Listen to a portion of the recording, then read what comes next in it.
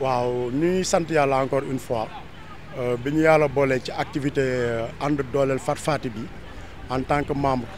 Fatou Faty nekk sunu yaay nekk sunu bàjjen nekk sunu jigéen bu baax mu invité ñu ci sargal ndogu bi muy def ci weeru koor gi ñun aussi ñu am contentement vraiment di ñëw présenté wu wane sunu cofeel ci moom ci activité bi muy déroulé maanaam joxe ndogu bi muy def mu defoon ko démb tey aussi mu feddali ko waaw Fatou Faty moom du nekkul nit ku ñuy présenté parce que déjà comme je t'ai dit sunu tante la sunu bàjjen la sunu yaay la mu nekk nit koo xam ne nii man am sama benn nijaay bu génn àdduna yaa même pas un mois Ousmane Niabali donc ñu koy rendre hommage en même temps ci programme bi boo gisee t-shirt yi gars yi def effigie mu ngi ci donc du nit koo xam ne day bàyyi ba événement ñëw mu jóg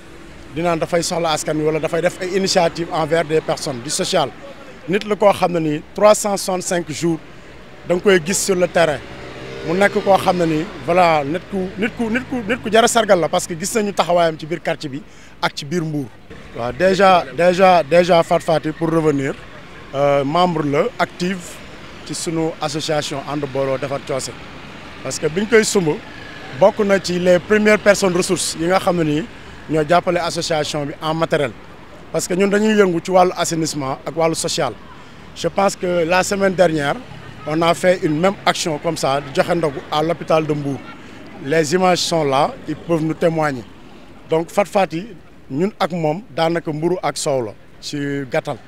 waaw bu ñu soxlaa ñun dañuy jóg taxawal ko jëmmal ko moom aussi bu ñu soxlaa macha allah dañ koy feddali. waaw action sociale moom dafa bëri dafa large parce que tey ñu nekk ci shawu Ramadan. nekk pratiquement ci presque les 10 derniers jours du mois de Ramadan te ku wax Ramadan xam li ci yàlla wax nit woor ba ngoon nga yëkkati say xewal yëkkati say teraanga jox ko je pense que action bu noble la en dehors de cela nga dem fekk ay nit à l'hôpital aussi je pense que dem leen jox leen ay xewal loolu lu baax la ñun on a anticipé je pense que ci association bi am na fi ay personnes yoo xam ne ni macha allah. bu ñu amee yenn soucis surtout ci côté soins médicaux dañuy ñëw envers nous solliciter ñu dem ci sutura jàppale leen ci loolu am na ñoo xam ne dañuy feebar am ñoo xam ne dañuy am problème ordonnance tout le temps dañuy ñëw ci association bi nous avons une commission sociale boo xam ne ni moom moo chargé wu de cela dañ leen di jàppale accompagner leen selon nos moyens ci discrétion waaw xanaa mu jàppale jeunes yi parce que quartier bi elle regorge de jeunes yoo xam ne ni vraiment ñu ngi fii pratiquement ay jeunes diplômés am na fii am na ay aussi jeunes yoo xam ne nii voilà amuñu insertion je pense que ku leen mën a jàppale ci côté boobu on serait preneur quoi franchement parce que population surtout jeunes yi loolu lañ gën a soxla mooy encadrement formation insertion ak réinsertion moom lañ gën a yittewoo je pense que programme am na fi yoo xam ne ni état bi mu ngi koy dérouler je pense que bu ñu amee un peu d'accompagnement war nañ mën a jël une partie de nos jeunes woon leen a jàppale ñu am benn formation mun a soit demal seen wa ilaa ñu insérer leen sur le tissu social ñu mën a am lu ñu liggéey. merci nag. mun naa ne li ñuy xaar ci moom gis nañu ko xanaa kay gën a xaarandi mu gën a dolli sax la ñuy wax. ci ban côté. ci côté yëpp parce que Adja Fatou Faty démb du jóg ci financer jigéen ñi. yoo xamante ne ñu ngi suturlu ginnaaw yàlla Adja Fatou Faty moo tax. léegi association yi ngeen yore muy bu coose bi ak ànd taxawal nekk ci gannaaw Adja Fatou Faty yi est-ce que da ngeen di def ay cotisation ndax ngeen di dundee. ci association wala ci mouvement bi. ci mouvement bi maire moo yor lépp moom amaana ba lépp lu ñuy taxawal di def moom mooy financer moom laajuñu dara. xam nga lu ñu sant ñëw leen àndandoo ak man ñu bokk benn objectif muy lan defar suñu gox jàppale jigéen ñi jàppale ndaw ñi mais suñu daram ñoru ko. léegi yow war ngaa mën a wax ci. association bi nga xamante ni moom mooy bu coose bi comme ni nga ko waxee ndax yaa ngi foofu yaa ngi fii aussi lan ngay wax